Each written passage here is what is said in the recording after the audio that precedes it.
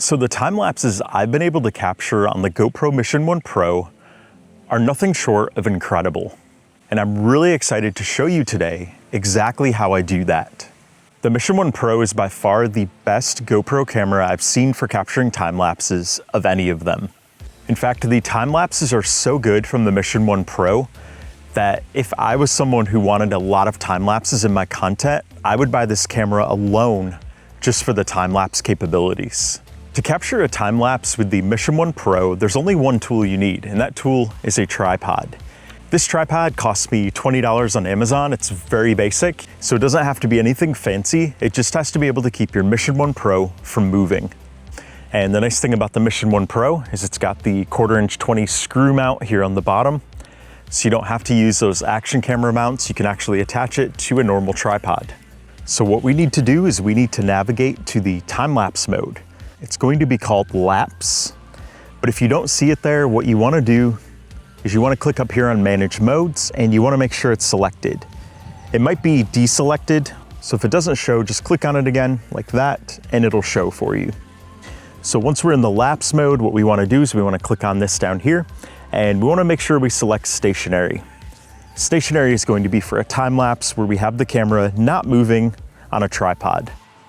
Once you've selected that, for the output, you're going to want to decide, do you want just a video or do you want a video plus JPEG or video plus JPEG plus RAW?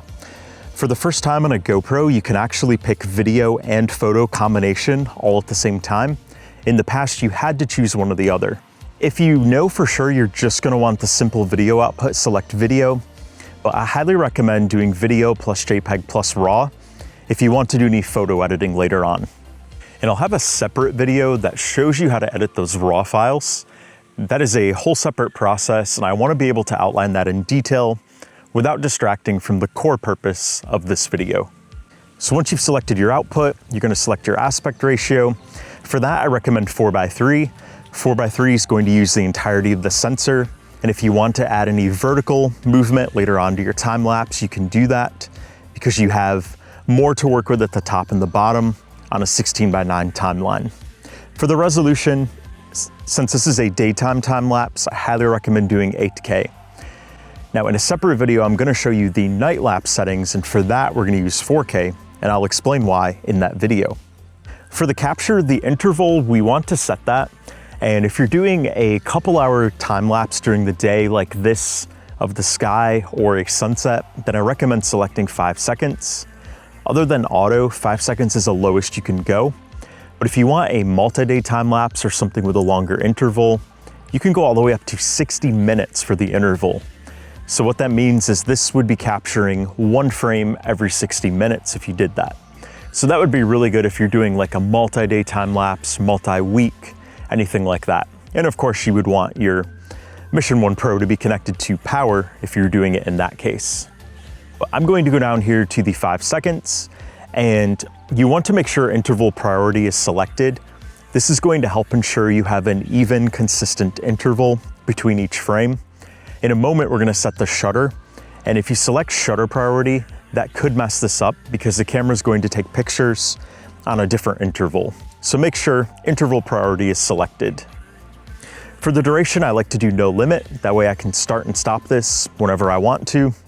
And then for the timer, I like to keep that at 3 seconds. So after you press this, it'll start the time lapse 3 seconds later. That gives your camera time to stop moving because you don't want any movement of the camera during your time lapse. And then down here for the image, I typically use digital lens of wide. You can also do linear if you want to remove that distortion. But as you see, linear introduces quite a bit of a crop versus wide. It's much wider.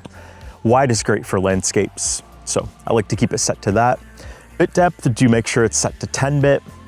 If it's not on 10-bit and it's 8-bit, you're gonna miss out on a lot of colors. 8-bit is 16 million, 10-bit is 1 billion color shades. For the bit rate, I recommend keeping that set to max. You want the very highest bit rate for your time lapse. It's gonna look incredible.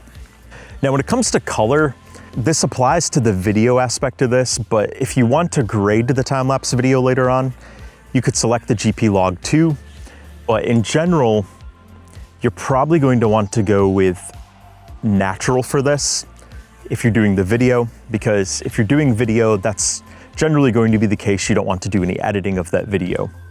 And then for the shutter here, I recommend keeping that at auto. Ideally, we want the slowest shutter speed possible because that's going to give a nice smooth flow to your time lapse. And I'm going to show you in a moment how to get that slowest shutter speed possible without ND filters. But of course, you could use ND filters for your time lapse to get an even slower shutter speed, but it's not necessary with the settings I'm going to show you. And if you are doing a sunset time lapse or any type of time lapse where detail in the sky is really important, then for EV comp, I recommend going down here to -0.5. It's going to help ensure those highlights in the sky don't get overblown and overexposed. But if you're doing a time lapse and it's a dark overcast day and you're not pointing it at the sun or a really bright sky, then just keep it at 0 and it's going to be fine. For the white balance, I recommend setting this to auto. This camera is going to do a great job of selecting the correct white balance for your time lapse. And then here's a key setting. For the ISO, it's going to start off at auto, but you want to go to range. And when you select range, you want to drag this all the way down to 25 to 100. So what that's going to help do is it's not going to let the ISO go any higher than 100. So what the camera is going to have to do is it's going to have to slow down the shutter speed as much as possible to properly expose the image. So in this case, it's got the ISO set at about 66, and the shutter speed is 1/707. Now that's not great shutter speed. It would be nice to have it a little bit slower. However, it is very bright and it's the middle of the afternoon right now. But if you were doing a sunset time lapse and it started off this way, as it gets darker, the camera is going to boost the ISO as high as it can go, which in this case will be 100. So then at that point, to properly expose it, it's going to start slowing down the shutter speed. And when it starts slowing down the shutter speed, you're going to get really smooth, nice frames that will flow nicely. And with an interval of 5 seconds, it can take the shutter speed down to about as slow as 3 seconds if it has to. So this is a really key option here. Plus, with a low ISO like that, you're going to get really crisp frames that have tons of detail, no grain or noise in them. They just look utterly incredible. And then finally, for the sharpness, I recommend keeping that at low.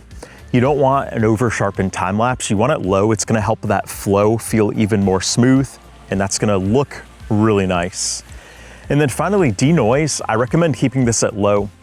The reason for that is if you're doing a time lapse during the day or even at sunset, you don't need the denoising, especially when you have the ISO limited to 100 for the highest it can go. And having denoise at low is really going to bring out those details and help preserve them in your footage. You're not going to have that heavy denoising going on, which can sometimes cause you to lose a lot of detail. So denoise low is very important. So once we have all those settings set, we can go back here and we want to frame our time lapse. And I'm going to have it framed right about there. So to start it, all you got to do is click right up here. It's going to do the 3-second countdown, and then it's going to start. So one thing I recommend doing though is I recommend having the display sleep. When you do that, your display is going to go black and it's going to maximize your battery life. Which, by the way, if you're doing more than a couple hour time lapse, you'll want to hook this up to an external power bank. I do that if my time lapse is longer than about 2 hours or so. Even though there was still battery power left at the end of the 2 hours, I like to do that just in case. So if you want to have the display sleep, just click that right there. And you're going to know it's still going because you're going to see the red light blinking. And then when it's time to stop your time lapse, all you do is press the shutter button again. And it's going to take a moment there, it's going to finish up, and then it's going to end your time lapse. And if you're looking to capture a night lapse, check out this video right here.